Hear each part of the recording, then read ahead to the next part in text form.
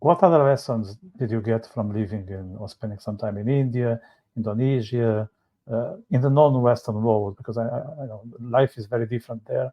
The values, the ideas of what matters, what doesn't, death, as you just mentioned, who we are, what are we here for. So what did you get as a Canadian living on the in the East? Let's say in the East, what main lessons did you get? Wow. Well, I think one is the presence of spirituality and spiritual rituals in daily life is totally different. I mean, the first time when I guess I was 19, I moved to India for a year, and that was my first time outside of North America. So I just thought I was diving in the deep end, right? And just one thing you see there is the presence of the very old and the very sacred interspersed with everyday life. Well, right now, I mean, it's similar. I spent a lot of the year in Bali, Indonesia, and you'll see people at 6 a.m. going to, say prayers and taking offerings to the temple and all this stuff. It's like we're in this hyper modern world in many ways, at least the part of the island where I spend time in. But there's the presence of the sacred and reverence for one's ancestors and all that interspersed with everyday life, which is often quite moving and quite inspiring. And in the Western world, there's a lot of talk about privilege nowadays. People call it white privilege, male privilege, all the rest. Well, I think regardless of your feelings about that, if you go to a place like India with a Canadian passport, from the middle class background and all the rest, and you experience some of the poverty that you see in a place like India, it can't help but change you and make you feel grateful for the accident of your birth, right? I mean, I think it's just an accident that I was born in Canada to, middle class, good parents, because poverty like you can't imagine. I mean, I saw things in India that I'll never unsee. And that isn't to say that it's all bleak and depressing. Absolutely not. It's vibrant and it's alive and it's moving and it's frustrating and it's inspiring. And I think a place like India, it's just extremes, extreme beauty, extreme disgust in some ways, and everything in between. But in terms of just the lessons of being a place like that, another thing too is the importance of family. About how, what you might want to call traditional family values and respect for one's parents, and the involvement of grandparents in the lives of children and stuff. I think that's actually really beautiful, and that's something that I'm going to strive to achieve in my own life, with my current partner and all the rest. So that's some things that jump to mind when you ask that question. But it's tough because I kind of take it for granted. I mean, I've spent the majority of my adult life outside of Canada by this point, by a lot.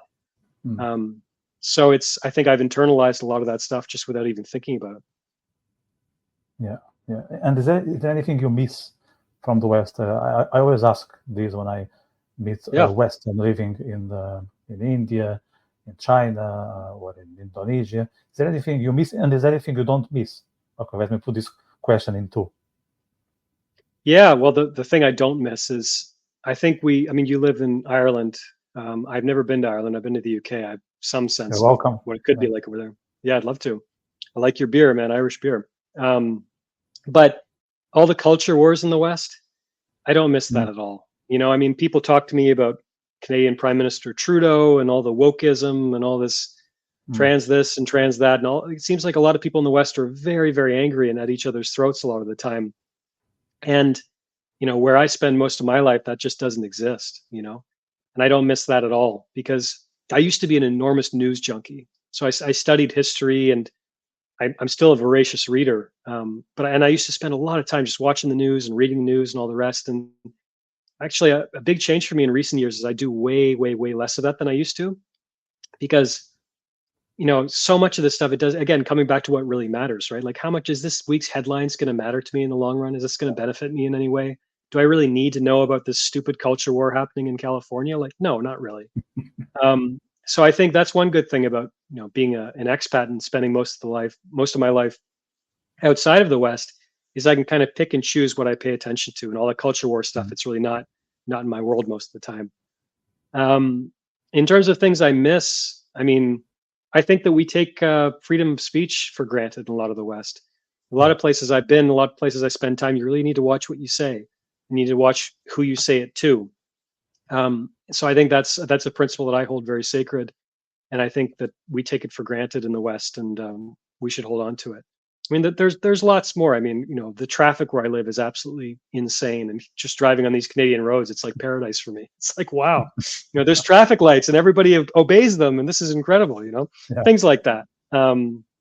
Yeah, that's some things like that. Yeah, no, I totally relate to that. I'm into those cultural wars, and it's public and it's part of the podcast. It's also referred in some of my books, but they are a consequence of my own conception of the road and how we should behave in the road. That's Sure. one thing I want to tell to people. Like, it's personal for you. Yeah, if I stand for certain things, it's because I think they will matter, but they will come my way. This is not thing number one, not thing number two, not thing number three. You mentioned freedom of speech. I think I relate this to dignity, and I think dignity is a value that I want to have in my life. And if I want to have it, I need to fight for freedom of speech. That's why I end up engaging in those things. But it's all down to the question to how can you have a life that has meaning and makes sense to you, and will make sense when you are in your deathbed. And then you end up, let's say, being on that side of the cultural war because they will interfere with your own beliefs and how you can put them in practice, but they are secondary. And I truly believe that those who are obsessed with those things, they have more serious issues than what's happening there. I think, and I say that for people who are on that side and on the other. It's a distraction. It's what when Jordan Peterson says, yes, clean your room before you go out there and tell others how to live. He's not only telling that to people who are into this woke shite, he's also telling that to the others. He's telling that across the board. Like, solve your own things first. Yeah, absolutely. And it sounds like you've found a healthy outlet and a productive outlet for your concerns about the culture and stuff. I guess for me, I see some people in my life, some people I come in contact with, friends and some family, where it seems like the culture wars, it's like it's eating them up, and they're wasting all kinds of energy just consuming mindlessly and getting angry about all these things rather than actually doing something about it, right? I mean, you mentioned Jordan Peterson, clean up your room. I always think of the line from a Buddhist teacher named Jack Kornfield. He has this great line. He says, tend to the part of the garden you can touch, right? And it sounds like you're doing just that. So I respect that 100%. But yeah, I'm against people just wasting all kinds of time and energy focusing on it when there's no real, like they're not doing anything with it. Do you know what I mean? They're not actually, it's just a waste of time. It's it's actually hurting them, sometimes physically, like the stress and that, so I'm against that. If you're going to be following that stuff and it's going to be a part of your life, like, you should do something with that, like some productive outlet. Yeah, 100%. And the other thing I would say is add some humor. Add some humor to yes. that. If I take it too seriously, sorry, I don't have time. And I don't care if you believe in 2 genders or 150. If you don't have humor, I don't have time for you. That's simple. Like, 100%. Let's face what's happening with some light mood, because otherwise we just, as you said, we end up eating ourselves, and that's just ugly. We need to be there at the end of the day intact and be able to express ourselves and not just falling apart and not knowing who we are and what are we doing there. So have some humor, and that's in that sense. I think where I live, the Irish are great with that. I believe some of the British as well. I think in Canada and some parts of the States as well. I think that you guys, native English speakers, are very good at adding some funny elements to the discussions. I think you can approach things in a way that is more grounded and pragmatic. Maybe it's not as good as it was in the past, but still there is some liberalism in the good sense that you guys maintain. I don't know if you see that when you travel, but there is something more down to earth among the native English speakers that I see on others.